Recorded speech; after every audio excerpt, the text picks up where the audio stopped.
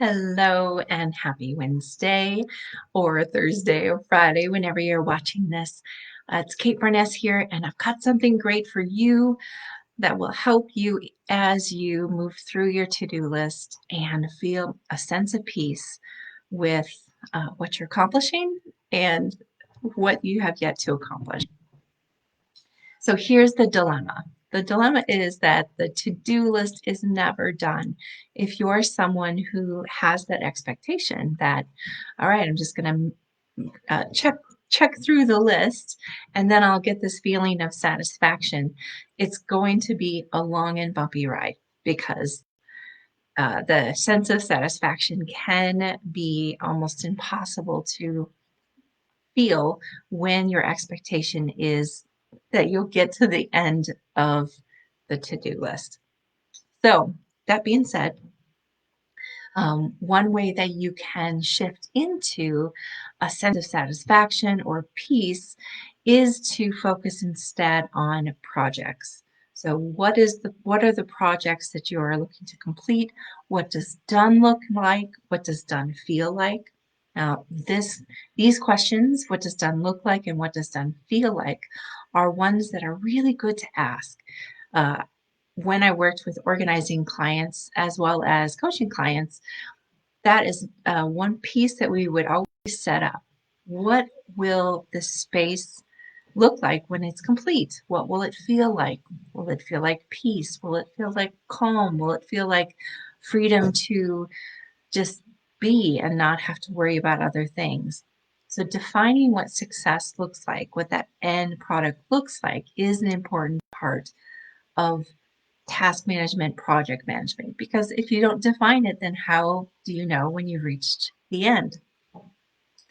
So that's one little tip along the way here. What I'm really speaking to is this idea of what happens when we want something to be complete, when we want something done, we think we've got it ready to be checked off the list, and then all of a sudden realize it's not done. More changes need to be made. What does that feel like? Has that ever happened to you? Put that in the comments. Let me know. Have you ever felt defeated, disappointed, frustrated, angry, whatever the adjective might be to describe how you feel when you think you've got a project complete and it ends up needing more changes. So, yes, I have been there and been there recently as well. What I realized, here's some wisdom. I've got some wisdom bombs for you today, right? Whoop, whoop, wisdom bombs. What I realized is that when you have an expectation that something is completely done, as in check off the list, draw a box around it, do a happy dance to celebrate because you're never going to have to deal with it again, you are setting yourself up for boom, big disappointment, big frustration. And then what happens in that frustration, in that anger? Those feelings then propel you into more of the same. And then you start the story of, I'm off track. This always happens. Why can't I predict when something's going to be complete? Why can't I narrow in the all the other factors that might be contributing to things not being predictable? And that's really what we're talking about. We're talking about predictability. Life is the balance, isn't it? Of when things are feeling, when you want to have some predictability and when you know that like everything's out of control, right? So it's a fine balance because the truth is that nothing can be totally predictable because everything is always in flow. Everything is always changing, whether or not we want to acknowledge that or not, things are always in flow. And so, for example, the offer you might have in your business that you feel really good about, but that didn't get the response that you anticipated. And so you shift it, that comes with a bit of work to it, doesn't it? The predictability that you thought you had things managed, that sense of satisfaction that you were aiming for that turned out to not be what the outcome was, that is where you get to release control, surrender control into the idea, surrender control to the flow of life. To Here's how you could do this. Okay, this is the wisdom bomb. This is the languaging that I want to share with you today. The way that you can get to a sense of completion, but also to honor the flow that is life, is to say, I'm done for now. I'm complete for now. That way, you're setting the expectation within yourself that you can reach a state of being wrapping things up, but also acknowledging that when more information comes, you will likely make a shift. You'll likely move into a different way of looking at things or articulating things or creating a different offer.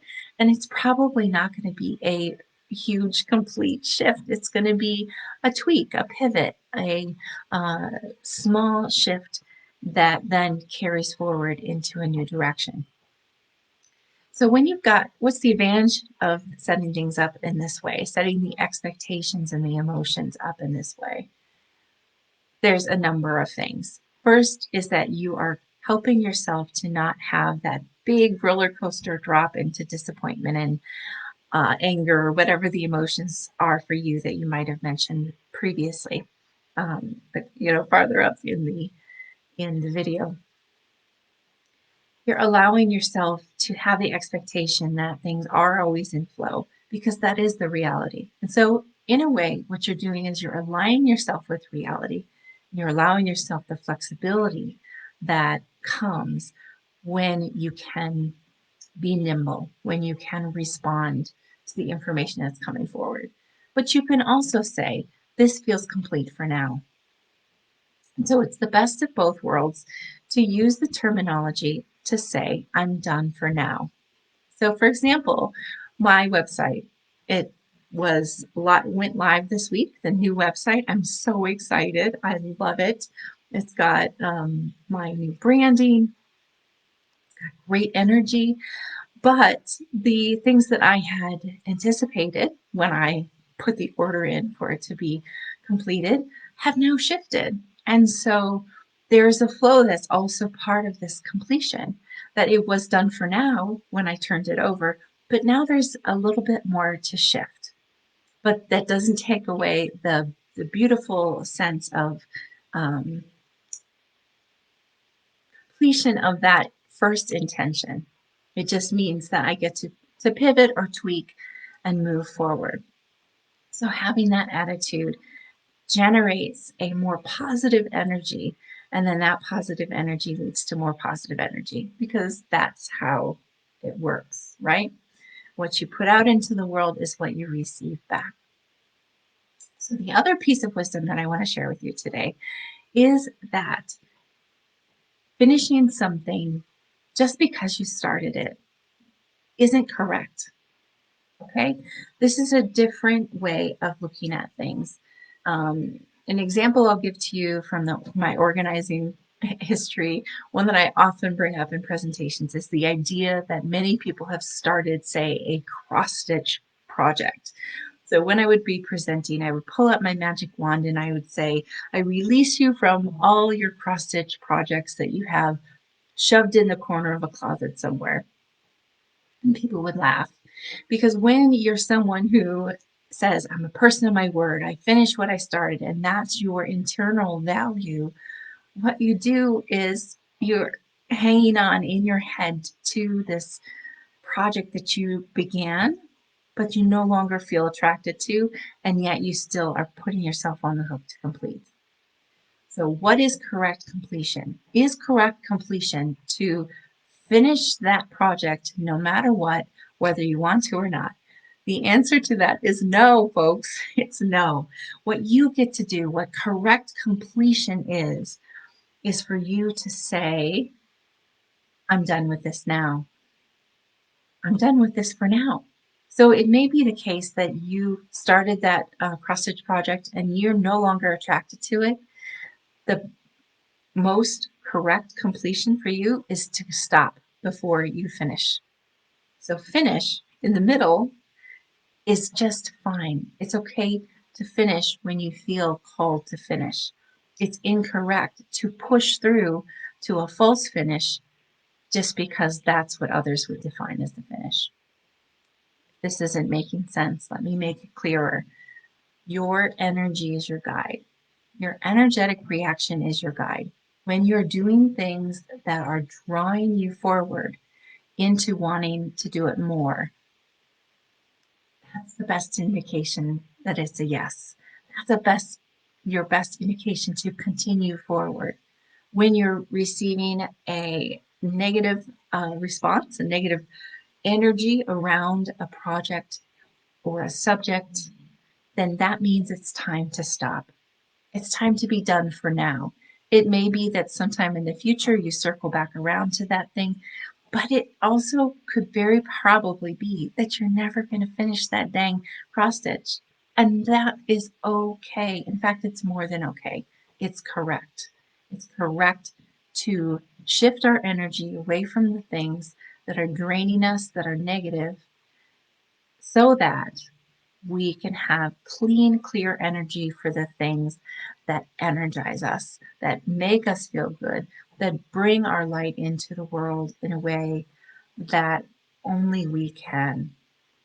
When we're putting a tamp on our energetic yeses, then we're not living in according to our design. We're not living in according to our divine purpose.